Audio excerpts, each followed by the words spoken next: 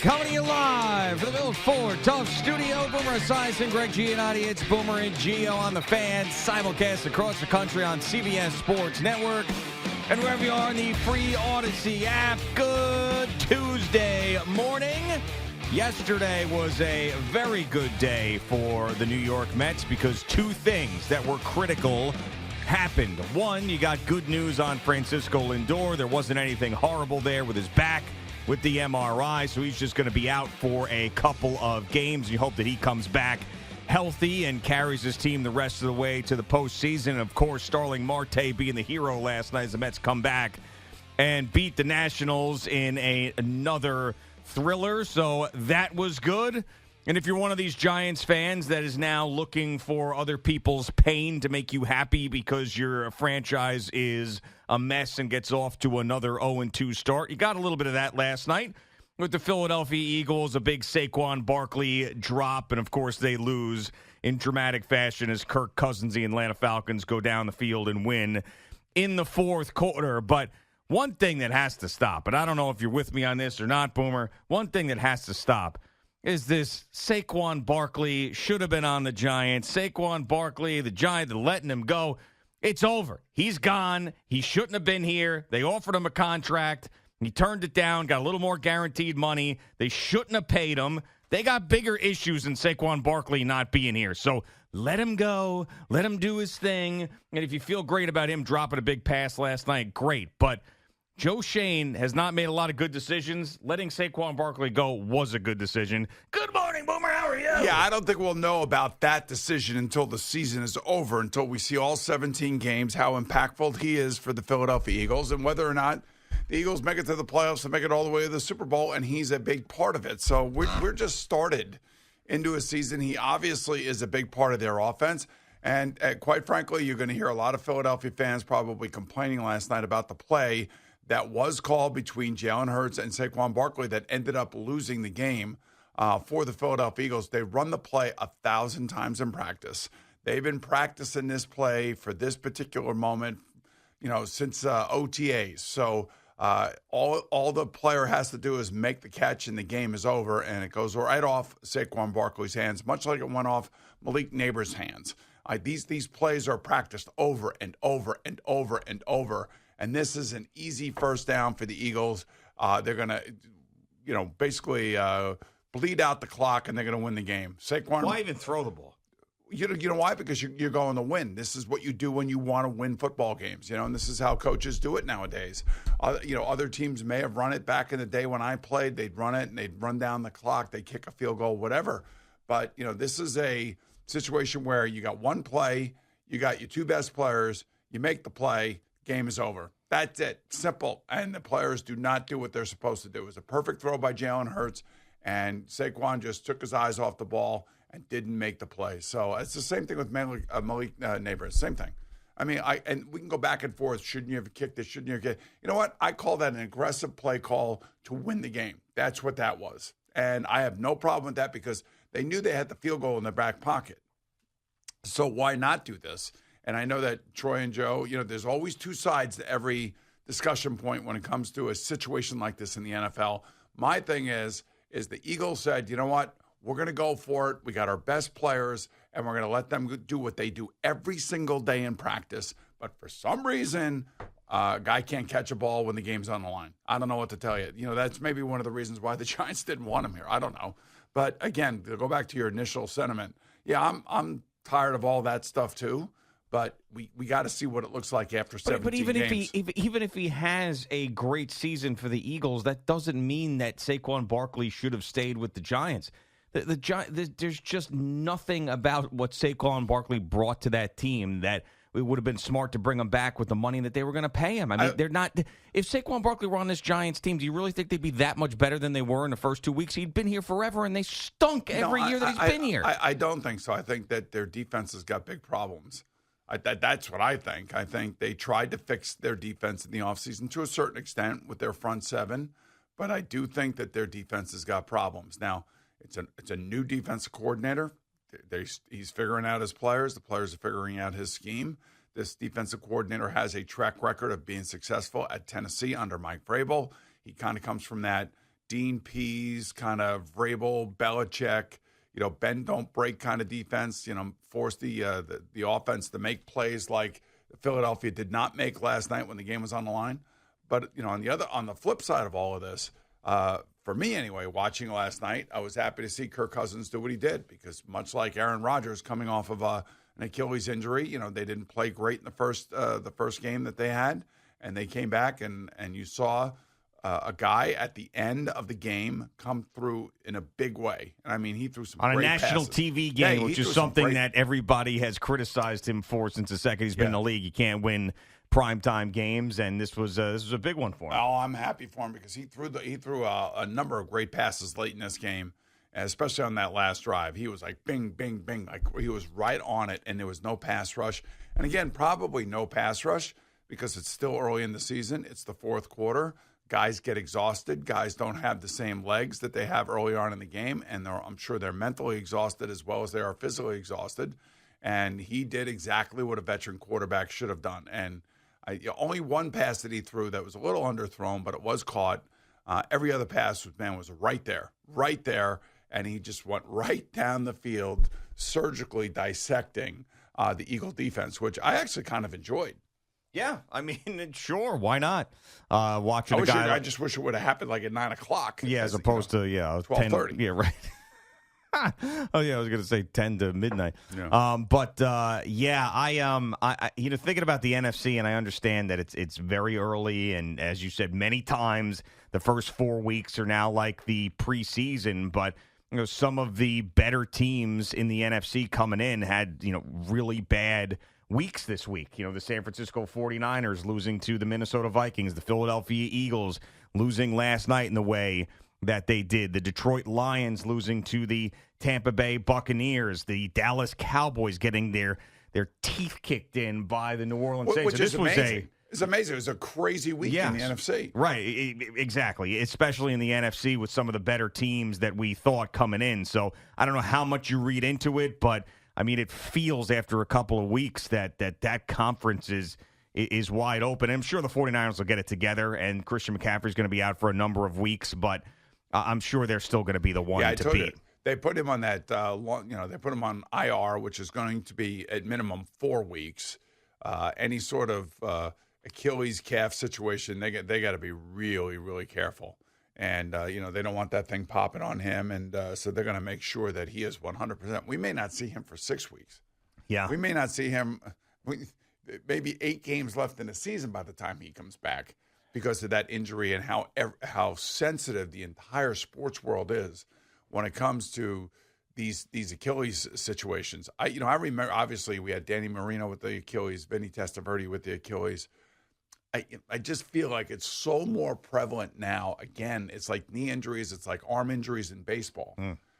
These things are legitimate now, and they are worrisome, to say the least. And everybody is just kid gloves when it comes to an injury like this. Yeah, I mean, you saw 2 high-profile ones last year with Aaron Rodgers and Kirk Cousins. So, I mean, I think that's fresh in people's minds. And then we know Kevin Durant, when he popped his Achilles in a very crucial moment in an NBA Finals. I mean, it's crazy to think about how many of those big high-profile Achilles injuries have been out there, and how much you've also seen like the calf be a part of that prior to the Achilles going. So this is another one of those situations. So they got to be very careful. Another big football news, and also in the NFC as well, is Bryce Young being benched by the Carolina Panthers and Andy Dalton getting that opportunity. Now, right off the bat, I heard the afternoon guys here and Sean Morash and Tiki and Evan and Tommy talking about it yesterday when I was in the car about how the Giants should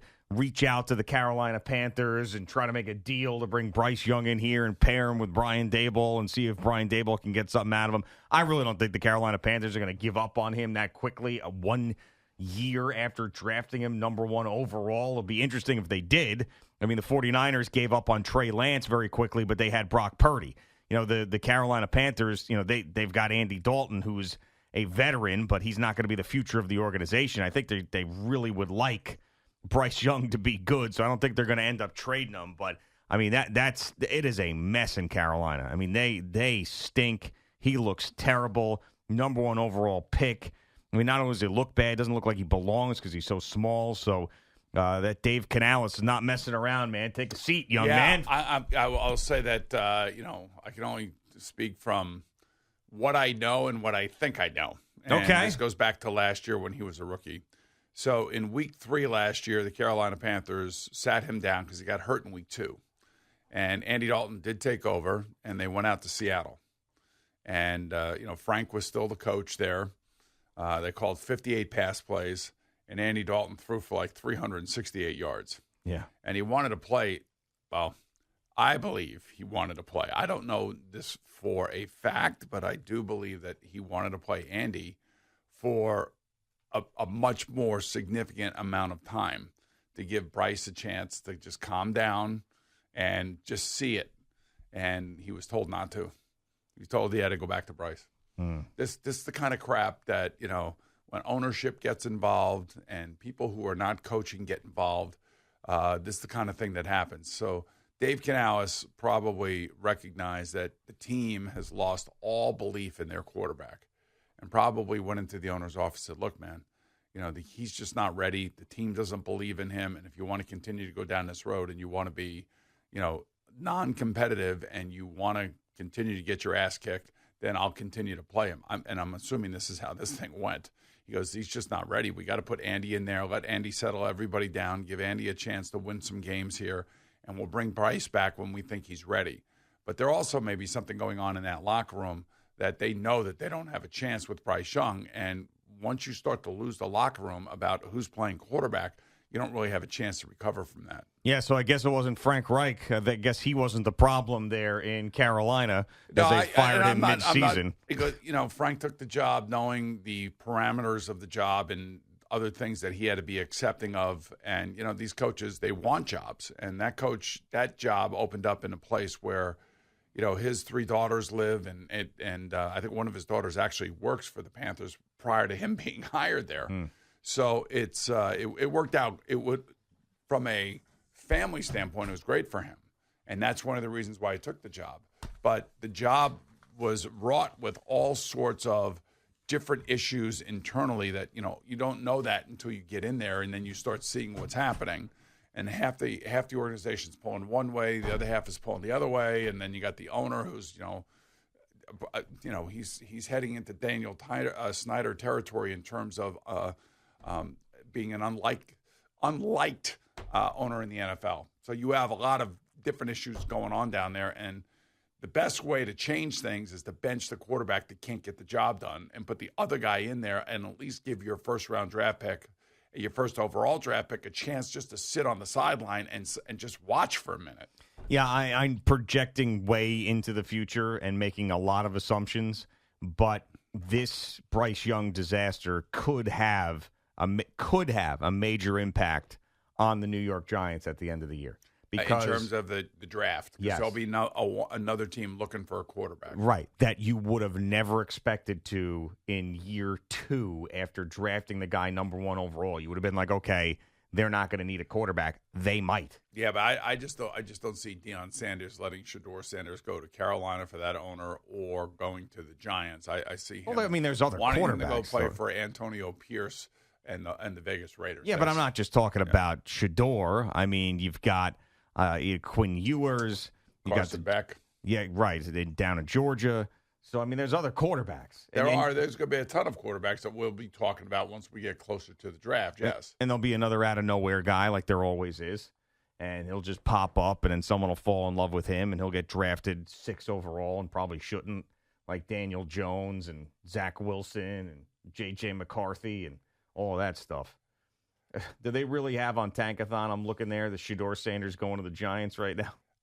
They have Shedeur Sanders going to the Giants right now. Yes, but it's I would sign for that immediately. But these things change constantly. Of course they do. I mean, and it's crazy to think about. I'm just thinking how much fun that would be. Right now, your top 3 quarterbacks, as we sit here right now, and in no particular order, by the way, is Carson Beck, Shedeur Sanders, and Quinn Ewers from Texas. Yep. So those 3 guys, Georgia, Colorado, and Texas, those 3 quarterbacks.